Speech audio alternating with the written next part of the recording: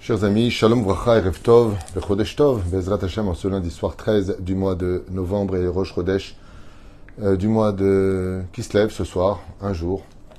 Donc demain on chantera le Hallel en l'honneur d'Akadosh Baruch Hu. Sujet qui m'a été demandé donc sur l'Anida. On va parler donc du sujet de l'Anida ce soir, non pas des halachot de l'Anida parce que ce serait trop complexe comme on va l'expliquer. Acheté par Keren Rachel Bat Mesodi, Shem Rechota B'chol Asher La. Merci d'avoir acheté un shiur chez nous, que Dieu vous bénisse. Pour la réussite et le retour et très vite en bonne santé de tous nos soldats, dont son mari, David Abraham Hanania Ben Shulamit. Chaque jour, il va rechoto, v'yachzeroto le shalom, batzlacha, rabba bechol maseh adam, hu vechol achayalim, vashvuim. Il est là-bas donc depuis 3 semaines maintenant, sans aucun moyen de le joindre, ainsi que le retour de tous les otages, qu'ils retournent chez eux en bonne santé, Be'ezrat Hashem. Yiratzon chaque jour, v'rechotar tzadika, et que le mérite de cette étude, il y a un module Srout Bezrat Hashem. Nous allons parler d'un sujet, Merkazi, extrêmement central dans le judaïsme, puisque toute la Torah que nous avons tient sur un pilier fondamental qu'on appelle la pureté familiale. À un tel point que si dans une ville où viendrait d'arriver des juifs, par exemple, il faut construire une synagogue, un Talmud Torah, bien entendu un mikvé, un Bet Midrash, on a besoin de plusieurs adresses pour vivre notre spiritualité en tant que juif. La première chose que l'on doit construire avant même une Beth Knesset, c'est un mikvé. Et pourquoi? Pour que ceux qui aillent prier viennent de la pureté familiale et non pas des Bnei Nida, comme l'enseigne le Talmud, d'un enfant qui est né de la Nida. Quand on est né de la Nida, on vient avec une tâche sur soi qui automatiquement nous mènera à faire des fautes par la suite. Ce qu'il y a de bien dans la Torah, c'est la Teshuvah. C'est-à-dire qu'on peut tout réparer, même si par exemple on est né de parents qui ne respectaient pas la Nida. Si nous on a fait Teshuvah, alors on peut réparer déjà cette provenance impure. Et si les parents qui n'étaient pas Shomer Nida ont fait Teshuvah eux-mêmes, c'est rétroactif. Ça viendrait effacer aussi le soir de la conception de cet enfant qui a été fait hors mikvé. Ce qu'il y a d'extraordinaire dans la Torah, c'est que c'est vrai que c'est facile de fauter, mais alors qu'est-ce que c'est facile de réparer? Alors nous allons étudier ensemble, comme on l'a déjà fait dans d'autres shiurim, mais là ça nous a été demandé spécifiquement, l'origine de la Nida dans le judaïsme, pour ceux qui veulent bien l'entendre. D'abord, il faut savoir une chose, sur les 613 mitzvot de la Torah, s'il y a une règle dans la vie avec laquelle on ne peut pas jouer, avec laquelle il ne faut pas négocier, c'est les lois de la Nida. Bon, certaines mitzvot, bon, le temps, doucement, comme on dit. La Nida, c'est quelque chose qu'il faut fuir comme la peste, un mâche. C'est quelque chose d'extrêmement lourd de conséquences. La Mishnah nous dit dans Masechet Shabbat qu'une femme, le Hanud Valechem, qui accouche, à cause du fait qu'elle soit, on va dire, légère dans l'accomplissement de la Nida, peut l'emmener chas vechalila vechas à partir de ce monde à cause de ce péché. Alors d'où prend la Nida son origine? D'où est-ce que ça le prend? Dans le Talmud, ainsi que dans le Zohar, ainsi que dans la Kabbale, la Nida a démarré depuis la faute originelle. J'explique ça de façon assez rapide, c'est quand même important de le savoir, même si beaucoup parmi vous le savent déjà. Mais quand on revient dans la Genèse, vous vous rappelez que Adam et Ève ont été créés, que Dieu a permis de manger de tous les arbres de la création du monde, même si on parle ici de métaphore, bien sûr, sauf un arbre, l'arbre de la connaissance du bien et du mal. Et c'est pour cela que la Nida, c'est quelque chose de mal, puisque c'est une conséquence d'un péché, on va l'expliquer maintenant, mais il y a aussi du bien dedans. Quel est le bien? C'est que quand une femme est Nida, c'est qu'elle fabrique une ovule, et donc qu'elle peut engendrer la vie. Comme quoi que, en fin de compte, du sang sort la vie. C'est quand même paradoxal, comme on le voit chez Sarah, pour qui, la semaine dernière dans la paracha que nous avons lue, est revenu le Marzor. Ça veut dire que le cycle de Sarah, à 90 ans, revient en elle. Et ça veut dire quoi? Mais ça veut dire que maintenant, elle peut avoir une ovule. Automatiquement, chaque Nida crée la vie. C'est toujours de la mort que ressort la vie. C'est comme ça. C'est comme ça que le cycle de la vie est fait. Pourquoi? Parce que la mort dans l'absolu n'existe pas. C'est juste une parenthèse par laquelle on doit passer dans un moment obscur pour trouver une lumière qui est toujours plus grande. Comme les gens qui décèdent sont très souvent projetés dans un monde de lumière s'ils sont méritants, et si ce n'est pas le cas, encore plus obscur que leur propre vie sur Terre. Lo alenu velo alechem. La reine, qu'est-ce qui s'est passé à ce moment-là? Vous le savez, on parle d'un serpent, ça aussi on parle d'une métaphore bien sûr, qui vient convaincre Ève de consommer de cet arbre de la connaissance du bien et du mal. Seulement, Ève va commettre une erreur. Au lieu de dire qu'il est interdit de consommer de cet arbre, elle va dire, écoutez bien, les mots sont importants. On n'est pas dans des histoires encore historiques, on est dans des faits à réaliser chaque jour de notre vie.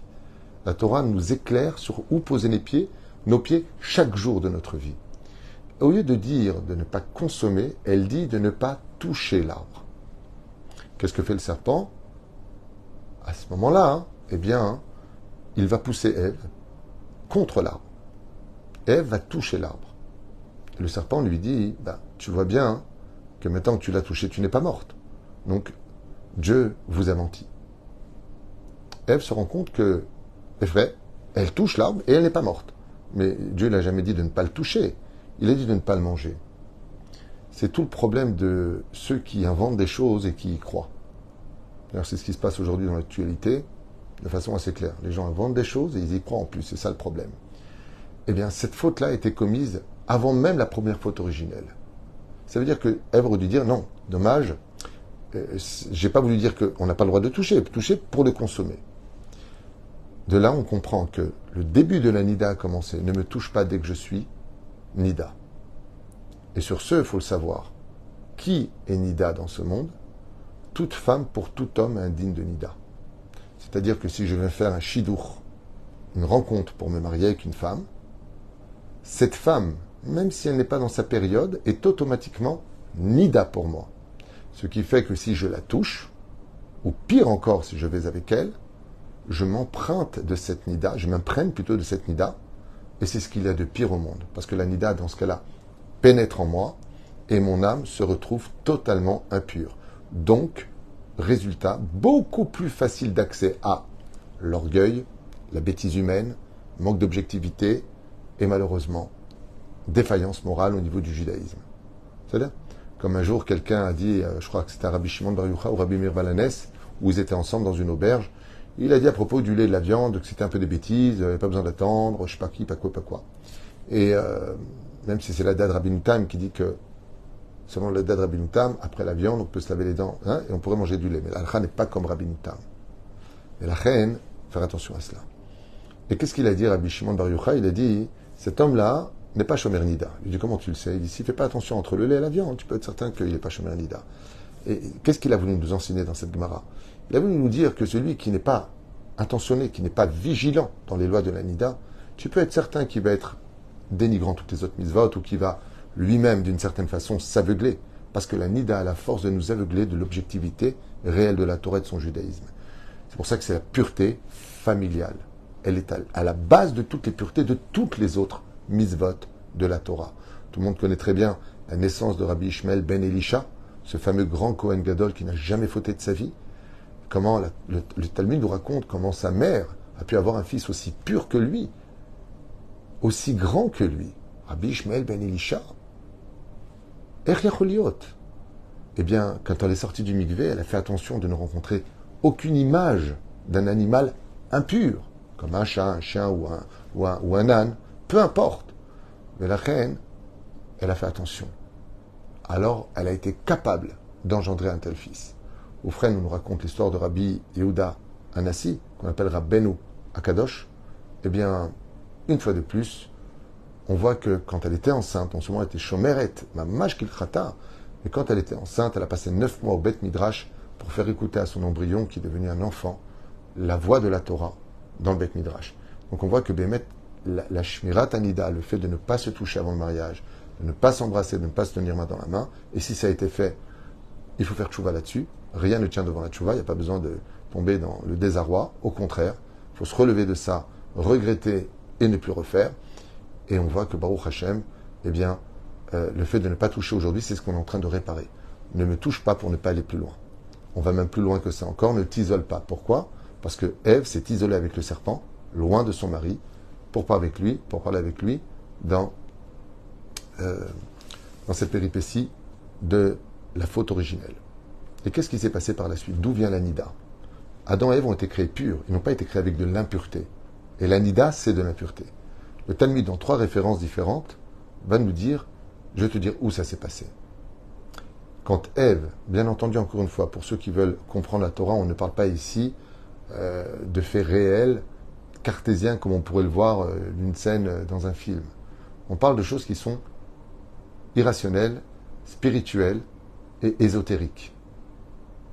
Quand le serpent a vu Ève tomber et qu'il lui a fait manger de ce fruit, ses yeux se sont écarquillés. Et elle a commencé vraiment à voir la différence entre écouter Dieu sans beaucoup de libre arbitre et écouter Dieu mettant avec un libre arbitre. Le libre arbitre l'a pénétré. J'ai expliqué ça de façon beaucoup plus simple. Avant la faute, le Yetzer Hara était à l'extérieur de l'homme. Après la faute, il est rentré à l'homme dans le côté gauche du cœur. Ce qui fait que depuis la faute originelle, nous avons du bien et nous avons du mauvais en nous. Automatiquement, du bien et du mauvais en nous. Maintenant, ce mauvais, il ne faut pas le nourrir. L'une des substances qui nourrit le plus le Yetzer Hara de l'homme, c'est la débauche et donc l'anida. Tout ce qui touche à l'anida vient nourrir abondamment le Yetzer Hara de l'homme, plus que toutes les autres nourritures. Ce qui fait que la Shmirat Abrit et Shmirat Enaim sont les principaux éléments de tous nos problèmes ou de toute notre réussite. Si tu gardes tes yeux, tu gardes ta brite, tu auras beaucoup de réussite dans les vies, à l'image de Yosef Hatzadik, comme on le verra dans les parachutes qui suivront. Si ce n'est pas le cas, lo hanez velo alechem.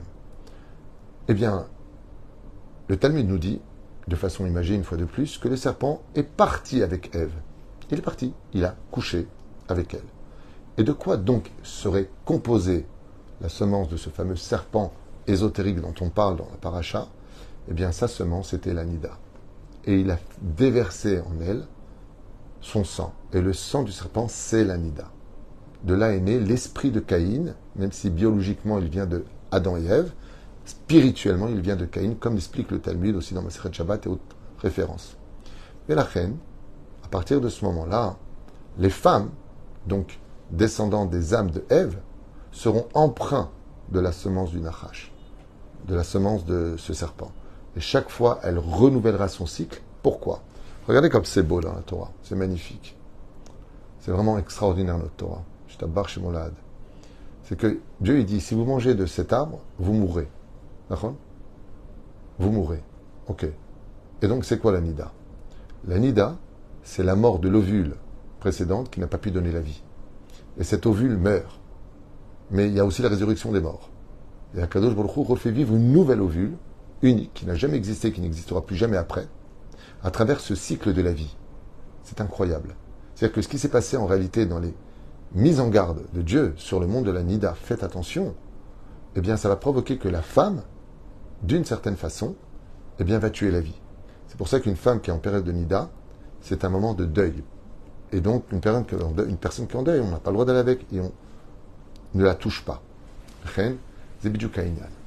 En tout cas, c'est comme ça que c'est expliqué chez nous, au nom de Rabbi Eliezer ben Orkanos, dans son livre Pirkei des Rabbi Eliezer, et aussi dans Shulchan Aruch. Non, pas dans Shulchan Aruch, dans le Kitzur Shulchan Aruch, vous pouvez le lire ici dans les Midrashim, d'un très très bon livre sur l'Anida qui s'appelle Darkei Tahora, du Rav Mordechai Eliyahu. Donc c'est un livre que j'avais étudié il y a longtemps sur l'Anida. Il y a beaucoup d'autres livres. Tarat Abaï du Rav Ovadia Yosef qui est excellent, ce sont 2 tomes plutôt épais. Et puis il y en a d'autres qui sont sortis, Baruch Hashem, Ad Bilisfor, beaucoup qui sont sortis. Et donc à partir du moment où la femme a ses menstruations, son cycle, eh bien même un jour avant, ce qu'on appelle Périsha, l'homme se doit de se séparer d'elle. D'où l'importance pour le décompte, pour le dénombrement des jours. Donc on a l'impureté qui s'impose. Chez certaines femmes, ça peut durer 4 jours, 5 jours, 3 jours et demi, ça dépend de leur cycle. Et ensuite, on a 7 jours de pureté. Il faut savoir que les 7 jours de pureté correspondent à la réparation du temps nécessaire pour que la nida disparaisse de la femme, c'est-à-dire que l'impureté ne soit plus présente. À quoi ça ressemble de façon imagée? Quand une bombe atomique explose et qu'on n'est pas dans le continent, on n'est pas dans le pays, on n'est pas concerné, ça ne vient pas nous toucher nous. On n'était pas à la distance de recevoir les degrés élevés d'une bombe atomique qui exploserait. Mais qu'est-ce qui se passerait si un mois plus tard on venait dans ce même lieu où il y a eu une bombe atomique? Eh bien, il y a les radiations. Et les radiations pourraient mettre à mort toute personne qui vient sur ce terrain. C'est exactement le même problème dans la nida. À partir du moment où une femme a ses menstruations, dès que là, elle est dans une situation de... Il n'y a pas de problème avec ça. Le problème qu'on a, c'est qu'il y a aussi les radiations, c'est-à-dire qu'il y a encore de l'impureté en elle, même si elle n'a plus d'écoulement. Et ça s'appelle les 7 jours de pureté. Shiva Yeme Nekiim.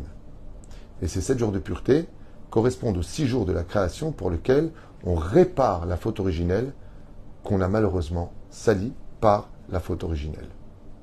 On a versé le sang de la Caïn, qui est né de la Nida, va verser le sang de Hevel. Vous voyez comme quoi que tout a des correspondances. Oufren, ces 7 jours de pureté, c'est le temps nécessaire minimum pour Bezrat Hashem nous rendre purs. Combien avons-nous d'impuretés sur terre? Dans le judaïsme, nous en avons 7. Il y a 7 paires d'impuretés. Comme la lèpre, comme vous le savez, le toucher à mort, et ainsi de suite. La nevela, d'accord? Il y a 7 paires d'impuretés. Donc, si, comme en Égypte, nous étions dans les 7 impuretés, quand on est descendu en Égypte, s'il fallait 7 jours pour chaque impureté, 7 fois 7 égale 49. C'est les 49 jours que nous comptons de la sortie d'Égypte pour recevoir la Torah. Et c'est au 50e jour que nous pouvons recevoir la Torah dans la pureté. Ainsi donc la femme, étant donné qu'elle est dans la période d'impureté de sa nida, aura besoin de ces 7 jours de pureté. Et donc, malheureusement, pour une personne qui toucherait sa femme pendant ces 7 jours de pureté, prétextant que maintenant il n'y a plus d'écoulement, ça va, c'est moins grave, tu te trompes. Bien au contraire. Ça ressemble à l'histoire de façon imagée de la bombe atomique. C'est vrai que la bombe a explosé il y a quelques jours et que maintenant il n'y a plus de chaleur, mais il y a les radiations. C'est-à-dire qu'il y a dans la femme encore cette impureté qui est en elle, et si tu la touches pendant ce moment-là, ou pire encore tu vas avec, eh bien sache une chose, tu fais pénétrer en toi aussi cette impureté. C'est pour cela que pour des gens qui ne sont pas initiés à l'étude de la Torah, ou qui n'ont pas assez de foi ou de conviction en se disant c'est vrai, c'est faux, c'est un langage qui pourrait paraître complètement fou et ironique et stupide. Qu'est-ce que tu racontes? De quoi tu parles? Au contraire, aujourd'hui, une femme qui va avec son mari, si elle est ou avec son copain, comme j'ai l'habitude de dire, quand elle a ses menstruations, ça donne encore plus de plaisir, n'importe quoi. Vous êtes des fous les juifs. On porte des boîtes, on fait Shabbat, on touche pas l'électricité, on prend des branches, on les secoue. C'est vrai que ça fait un petit peu fou, mais c'est justement cette folie qui nous rend des génies. C'est ça qui nous a rendu ce que nous sommes aujourd'hui. C'est pour ça que je ne conseille pas à toute personne qui veut avoir de la émouna, et qui veut fabriquer cette émouna, qui veut grandir dans cette émouna. Sachez une chose, avant d'être cartésien, videz-vous de ce que vous êtes pour vous remplir de Torah. Parce que ces mêmes questions, je me les suis posées quand j'ai fait moi-même Teshuvah, et c'est vrai que ça paraît un tout petit peu bizarre comme situation. Qu'est-ce que j'ai fait de mal? Si c'est ma femme, je me suis marié avec, je suis le seul homme sur terre qui lui suis permis. Donc où est le problème si j'ai pas attendu le soir du mikvé? Sache que c'est extrêmement grave, et pire encore, que nos sages nous disent que tu mets ta propre vie en danger, plus encore que ça. La nida est capable de toucher ton mazal. At kedekar. Je vous raconterai une histoire du Raman de Eliyahu qui ramène ici. Que vous vouliez ou pas l'écouter, c'est vous qui choisirez. Après, Bezrat Hashem, moi je vous dis ce qui a marqué. Ilchot nida eme alachot akashot. Il faut savoir que les lois de la nida font partie des lois les plus complexes et des plus dures à vivre. Afalpi she'en shechichot vetidirot, même si on peut dire qu'elles sont assez fréquentes puisque c'est tous les mois. Ayeda ba'en dal, kama sibot ledavar. Leitim ipnei sha'isha son mechet al ba'ala, ve'u mitrachel lilmod et alachot. Et c'est pour ça qu'il dit que c'est impératif pour les hommes et les femmes, avant le mariage, de bien étudier les lois de la nida. À savoir qu'un jour avant son cycle, si c'est régulier, elle le saura. On ne dort déjà plus avec elle à ce moment-là, pour être certain que le matin, si on se lève, eh bien, on ne sera pas à côté d'une femme qui nous est interdite. La seule femme nida qui nous est permise, selon le judaïsme, c'est le soir du mariage, où on épouse une femme qui n'a jamais connu l'acte, donc elle est vierge. Quand on va avec, elle va avoir un écoulement. Cet écoulement-là, c'est le seul qui est permis. Une fois l'acte fini, on se sépare. Oufren. Mikana asa le'avin gadol v'lifsok moreh hora'a, d'où l'importance de toujours s'en référer à un rave compétent de la loi de la nida, leitim somer ala'ish v'alishto, et donc de bien communiquer entre l'homme et la femme, à savoir quels sont les cycles, à partir de quelle et quelle date, et si on a des doutes, de s'en référer à une rabbinite. C'est mieux qu'une femme, vis-à-vis de la loi de la nida, pose la question à une femme, à une rabbinite. On dit rabbinite, ça veut dire femme du rab. Au fin chroniquen, vezeu. Tamid, tamati ala halachot, shemutar tamid chacham leorot leishto, ou le maase leatzmo, Beilchot Nida.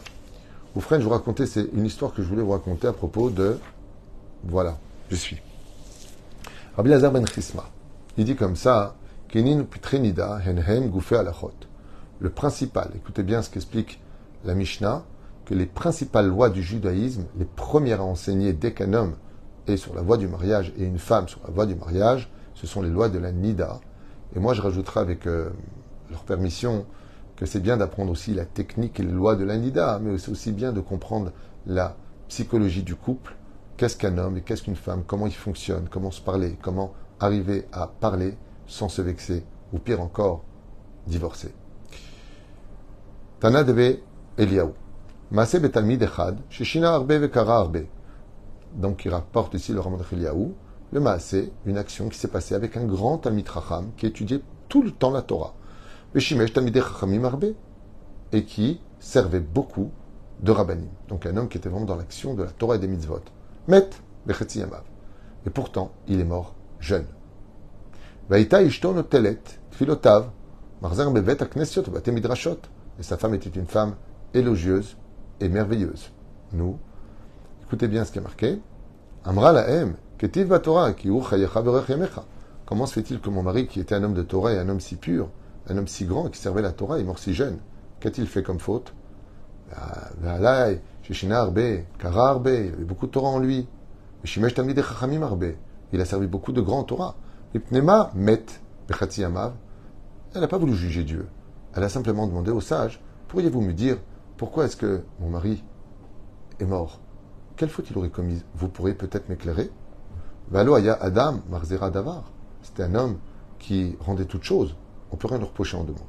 Pas machat, etrarti etzla. Vaïta masicha kol oto meora. Amartila beti vemenitater ma'u etzlech. Et donc un jour, étant reparti sans réponse, un des sages présents s'est retrouvé dans sa maison pour une visite. En visite, la veuve lui apportait ce dont elle avait besoin au niveau de sa subsistance, de sa nourriture. Amrali chaz shalom, qu'est-ce qui vous arrive? Vous posez la question, pourquoi? Parce que le Rav, quand il est arrivé là-bas, il a constaté que dans leur maison, il n'y avait qu'un seul lit, il n'y avait pas de lit. Alors il a posé la question en disant, Mechila, je vous pose une question, il n'était pas seul, ne vous inquiétez pas, il est venu avec plusieurs rabbinimes pour consoler la veuve. Pourriez-vous me dire, comment se fait-il que vous n'avez qu'un lit? Et il dit, oh, mon mari et moi, on respectait la Nida. Jamais il ne m'a touché, même avec son petit doigt, il ne m'a jamais touché. Mais les bonecha. Shevanikim, ma'u etzlecha, achal imi, veshata imi, veyashan imi, vekarov basar. Oh. Et là, elle dit, on mangeait ensemble, on buvait ensemble, et nous dormions dans le même lit, mais il ne me touchait pas. Et il n'avait aucune mauvaise idée derrière. Amartila baruch hamakom shargo. Waouh. Je préfère ne pas traduire ce qui est marqué ici, ça risquerait de vous révolter. Mais à ce moment-là, les sages lui ont dit, maintenant on comprend pourquoi il est mort. Waouh. Encore une fois, si je m'adresse à des gens qui derrière cet écran ne comprennent pas la valeur de la Torah des mitzvot, qu'ils n'y croient pas, laissez tomber, c'est des langages qui paraissent complètement débiles, vous allez me prendre pour un fou. Après, vous faites ce que vous voulez. Mais là, ce que vient nous enseigner la Torah, c'est que nos rachamim, ils disent quoi? Vous dormiez ensemble, mais ils ne te touchaient pas. Il dit Nachon, mais on n'a pas le droit même de dormir sur le même endroit pendant les 7 jours de pureté. Mais la reine, l'homme et la femme ont l'obligation de se séparer pendant cette période. Je vous dis franchement, ce qu'il y a de merveilleux dans la Nida, qui dure à peu près 12, 13, 14 jours, ça dépend, c'est que quand la femme est interdite à l'homme, eh bien l'homme, étant donné qu'il n'a pas quand il veut, ça renouvelle chez lui des sentiments, de l'amour, de l'empressement. Il a envie d'être avec elle. Et comme le dit Rabbi Meir Balanès, c'est que la choupa que nous avons vécue le jour de notre mariage, très souvent réapparaît le soir du mikvé. Et cette soirée du mikvé est considérée comme étant tellement importante aux yeux d'Hachem que c'est considéré comme Erev Shabbat Kodesh. C'est la même Kedusha, d'où l'importance pour un gentleman qui a sa femme qui revient du mikvé, de lui acheter un petit présent, de lui donner toute la joie. C'est une espèce de remariage. Et la reine, c'est un moment d'union, c'est un moment d'amour. Et puis ce qu'il y a de merveilleux, c'est que si l'amour fane avec le temps, la nida permet de lui mettre l'eau nécessaire pour qu'elle puisse continuer à vivre. Parce que quand tout est un acquis, qu'on a l'habitude, et puis on dort, et puis on fait quand on veut, si on veut, où on veut, alors on perd quelque part de la valeur. Parce que tout ce qui est trop fréquent perd de sa vraie valeur. Mais quand on ne peut pas toucher sa femme, on évite de la regarder, et que le temps passe, ça devient long. Alors c'est marrant parce qu'au début, les hommes, comme on a des besoins, alors quand ta femme est nida, on fait toujours un peu la tête. Et elle aussi, elle fait la tête, parce qu'elle a son marzor, elle a sa période où les hormones sont pas agréables à vivre à ce moment-là, un changement hormonal chez elle. Donc elle est un petit peu nerveuse. Et nous, on est un petit peu pas bien. Pourquoi? Parce qu'on aimerait bien aussi l'avoir dans notre vie. Mais ce qu'il y a de très marrant, c'est que j'ai souvent remarqué que quand la femme annonce à son mari que, par exemple, mardi elle va au mikvé, que mercredi elle va au mikvé, qu'il reste 2-3 jours à attendre, d'un coup, et très souvent, on voit le mari se comporter beaucoup mieux avec sa femme. Pourquoi? Parce que l'homme, il a besoin. Il a besoin de retrouver sa femme. L'amour est un acte extrêmement sain dans le judaïsme. Ce n'est pas vu comme un acte satanique ou je sais pas quoi. Au contraire, l'amour, c'est la vie. L'amour, c'est le couple. L'amour, c'est le cœur. C'est le sentiment. Et la reine, ce sont des moments qui sont merveilleux à vivre, avec des lois qui sont très nombreuses. Din et Nida, Din et Tzvaïm, connaître les couleurs qui s'en découlent. Quelle couleur ça a précisément? Est-ce que c'est une couleur foncée? Est-ce que c'est une couleur claire? Par rapport à ça, il faut un moré, un rave qui s'y connaît. Des métaora, le sang qui est pur de celui qui n'est pas. Est-ce que ça vient de la matrice? Ou est-ce que ça vient d'une blessure? Advarim asurim bimanidata. Qu'est-ce qu'on a le droit de faire ou ne pas le droit de faire? On ne peut pas passer une assiette de main à main, par exemple. On est obligé de la poser. Quand on mange avec sa femme qui est nida, on est obligé de mettre, par exemple, quelque chose comme un vase qu'on n'a pas l'habitude de mettre pour nous rappeler qu'elle nous est interdite. Il faut mettre quelque chose qui nous rappelle que pendant cette période-là, eh bien, fais attention. Parce que comme on a l'habitude de se toucher hormis nida, donc il va falloir mettre un équerre. C'est-à-dire quelque chose qui me rappelle que mon épouse m'est interdite. Comme par exemple, il y a des femmes qui changent de bague. Quand elles sont nida, elles ont une bague plus conséquente pour que le mari se rappelle que don't touch, ne me touche pas. Et puis après, elle change de bague. Il faut toujours avoir Bezrat Hashem, cette dimension. Prisham, Samouk la V7, donc se séparer avant sa femme, dîner à Vesatot, comment ça se passe pendant la V7, pendant la période du Nidab, Dike, Nifla, Lachore, Atashmish. Ensuite, comment se vérifier si on a eu un rapport, si on a eu un écoulement à ce moment-là. Une femme qui devient impure pendant l'acte avec son mari, les lois de la Kala, les lois dans le cas où malheureusement une femme est enceinte et qu'elle a perdu cet enfant, qu'on appelle une ipila, pas un avortement, comment on dit? Quand le petit tombe, j'ai oublié, vous avez compris. Ok, Nemanu Taïcha, la loyauté de la femme de ne pas mentir, parce que c'est extrêmement grave dans les deux sens. C'est extrêmement grave dans les deux sens.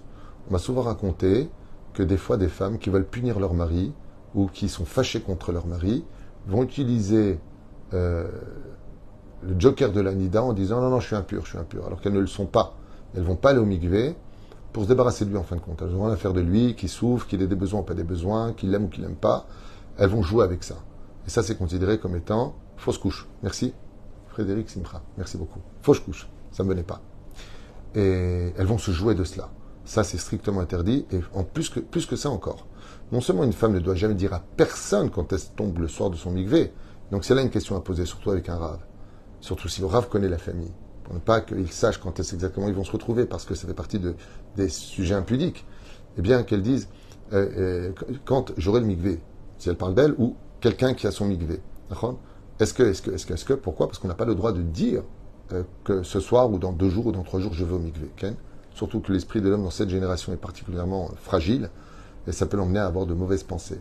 Dîner Tahora, donc le Efsek Tahara, quand est-ce qu'on fait la première bdika, il faut la faire avant la shkia, ne pas oublier, Bezrat Hashem, les Sheva Yemenikim, Mordachouk, et ainsi de suite, comme toutes les femmes le savent, la Chafifa, à propos de se nettoyer, il ne faut pas qu'il y ait Khatitsa, il ne faut pas qu'il y ait quoi que ce soit qui sépare. À ce propos d'ailleurs, souvent on me pose la question, est-ce que si j'ai par exemple le maquillage permanent, ou est-ce que j'ai fait les ongles, est-ce que je suis obligé de les enlever ou pas? C'est mieux de le faire après, bien sûr. Mais tout ce qui est décoration pour s'enjoliver n'a pas un digne de Khatitsa selon Shulchan Aruch. La reine, une femme qui aurait fait ses ongles, par exemple, et qui veut aller au mikvé, si vraiment elle n'est pas très pieuse, si vraiment c'est trop dur pour elle, elle peut aller là-bas au mikvé et revenir vers son mari malgré tout. Pourquoi? Parce que les ongles, c'est fait pour la beauté, et donc c'est pas indigne de Khatitsa. Le mieux, ça aurait été peut-être plus intelligent d'aller au mikvé et ensuite de faire ses ongles. Mais bon, après chacun sa vision des choses et ses possibilités. Les lois de la tznout sont extrêmement importantes hors nida. C'est-à-dire que même quand on se... Ce que vous dites, même si le rat vérifie l'abdika, et nous, quel jour, c'est bon. Si vous expliquez clairement au moré au rat qui s'y connaît en loi de nida, pas tout le monde s'y connaît, il faut vraiment être très aiguisé parce qu'il y a beaucoup de lois dans ce domaine, il y a beaucoup d'opinions aussi, beaucoup de points de divergence entre le monde Sfarad et Ashkenaz, donc c'est important de bien vérifier les choses. Eh bien, Ken, à partir du moment où le Rab, il dit que la couleur, par exemple, là j'ai quelqu'un qui m'appelait cette semaine, qui m'a dit qu'il veut vérifier la couleur. Alors comment il fait? Est-ce qu'il arrête ou il n'arrête pas? Je lui dis non, t'arrêtes pas, qu'elle continue les jours. Demain matin, vous direz, bon, j'envoie chez Rav Machar qui lui par contre est Moré et Marot, c'est-à-dire il connaît parfaitement les couleurs, on peut le voir, on peut faire l'abdika en général que le jour entre l'ombre et le soleil pour bien vérifier si la couleur démontre que la fille était pure ou impure, ça dépendra du sujet. Et donc, comme vous l'avez bien compris, elle continuera ses jours pour compter les 7 jours et se tremper au mikvé et dire à son mari, si elle aime de tout son cœur la phrase qu'elle se doit de dire, je me suis trempé, et si ça ne va pas avec lui, je me suis trompé. C'est un jeu de mots, c'est juste une blague, juste à retenir. Voilà bon, et après, Harat Hashmish, Shelaim Bezrat Hashem, il y a Dim Rabbe, Arabim, et le Ikar Bezrat Hashem, comme on le dit, séparons-nous pour mieux nous aimer. Voilà ce que dit la Torah, c'est un tikkun. Ce serait dommage d'être venu au monde et de ne pas respecter la Nida, qui fait partie des lois les plus importantes du judaïsme, les plus belles, les plus pures et les plus merveilleuses. Moi, je peux vous dire une chose, quand j'ai commencé à étudier les lois de la Torah, quand j'ai commencé à faire Teshuvah, j'ai réagi avec beaucoup de réticence, parce que je me disais, mais c'est quoi ces lois de malades, c'est quoi ces lois de fous? Puis après, on étudie, on ouvre les livres, on dit, bon, on va voir de quoi il s'agit. Et je peux vous dire que non seulement que la Torah est complètement vraie, mais en plus de ça, elle ne fait qu'enjoliver notre vie. C'est dommage qu'on ait un côté un petit peu bête, de se croire plus intelligent que Dieu lui-même, de se croire au-dessus des lois de Dieu, et de croire le pire du pire, que ce que fait Dieu, c'est pour notre mal. Au contraire, on a beaucoup plus de facilité à s'aimer, on a beaucoup plus d'envie de se retrouver quand on se sépare pour mieux se retrouver. Baruch Adonai l'olam amen va amen. Kol tuv v'leitraot.